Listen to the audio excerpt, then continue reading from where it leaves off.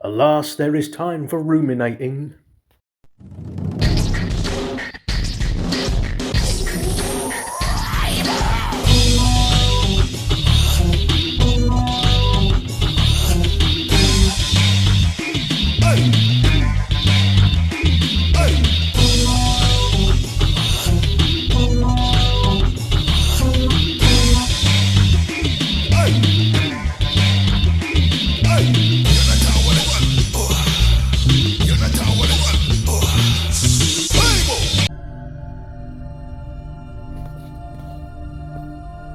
Alright, muckers.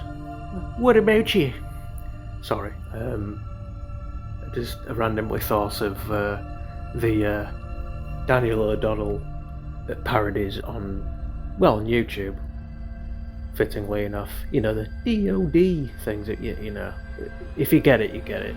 But yeah, once again, I'm starting off track, even though I haven't mentioned the subject of the episode yet, and to ruminate things pop into my head every now and again, and it leads to ruminations, and this is one of those. Last episode I did was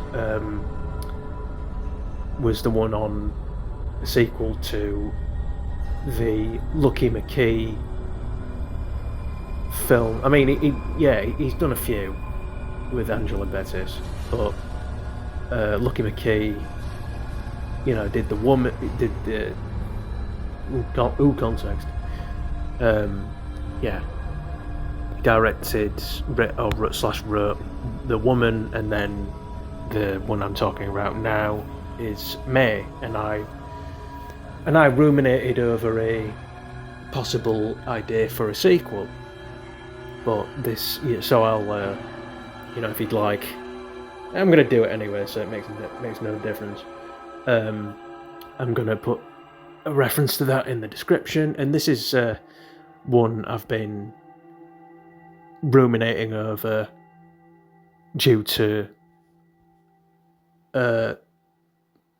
basically nosing around, sticking my nib in, as an old Northern English saying would go, in the horror subreddit as well as the Smile movie subreddit, and I, as well as on YouTuber Abacadabra's reaction of one of the Smile 2. I posted a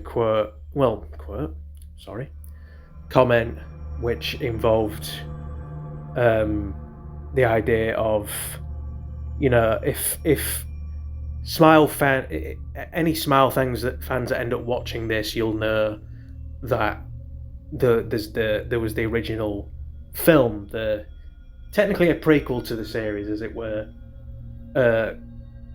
where Parker Finn got his start from, or started to get well known for the short film. Laura Hasn't Slept, and Laura turns up in the subsequent first Smile movie, and then spoilers for anyone who hasn't seen it, but I presume I'm just going to go ahead and say it anyway. He's going to get mentioned, but I said spoilers, so it's all's fair in love and war and all that. I'm not sure if you're using that saying in the right context, but who gives a toss? And that's actually my username on Reddit. Why do I give a toss 96? But yeah, all right, back to it. In the words of Negan, which I like to quote as like getting back to it. Laura gets the curse from a Newark, New Jersey college art professor who smashes his face in with a hammer, And then later on, Dr. Rose Cotter, played by the, I guess, sort of underrated, overlooked in a similar, weirdly similar line as Caitlin Stacey, who was Laura, who was also in a horror film quite a weirdly funny horror film called All Cheerleaders Must Die. Most of the cast of that is of the Aussie and Kiwi, extraction, if you will.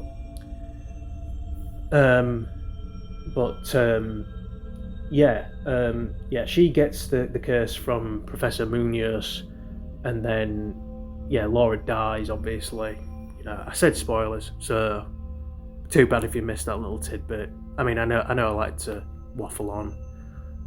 I don't like to, but it keeps me busy. Mind keeps me sane every now and again, but I need to learn how to. This is like a little sanctuary thing to do every now and again, doing my videos, where Rose visits Mr. Munoz's, or Gabriel or Gabriel, whichever. She calls him Gabriel because they're both Hispanic. His widow, and there's also all these, probably the most fascinating, what TV tropes likes to call nothing is scarier, kind of bits in the film, where there's just this, she's left his room as it is, but there's all these creepy, unsettling pictures,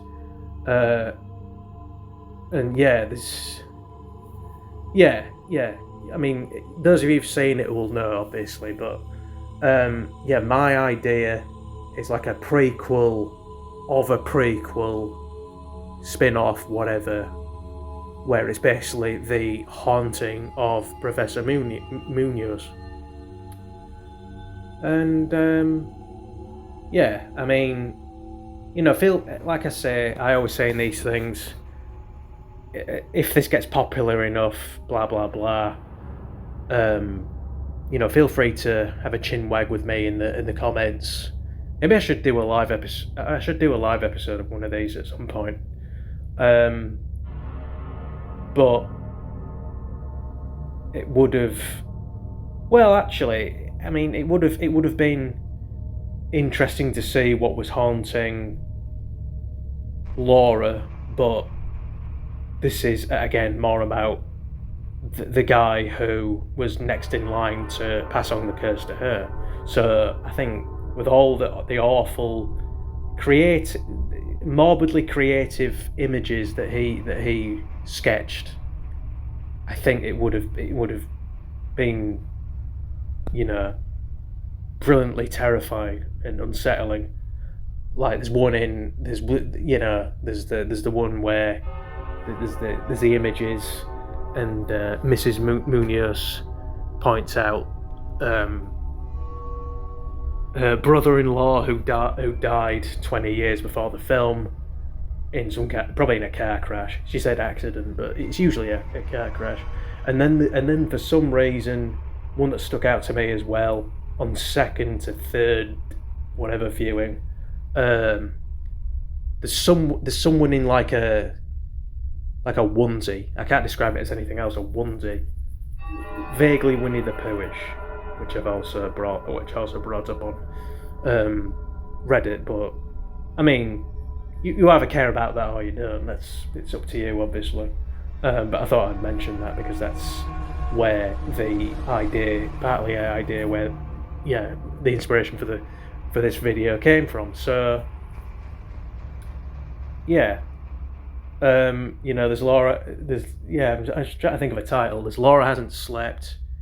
So what would Munoz? I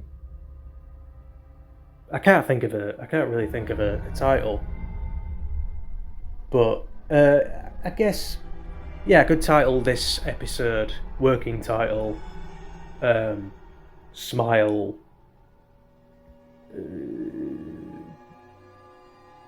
negative 0 point whatever, I don't know. But anyway, that was another Ruminations episode, and I'll see you in whatever other video I do. Yeah, that's it, pretty much.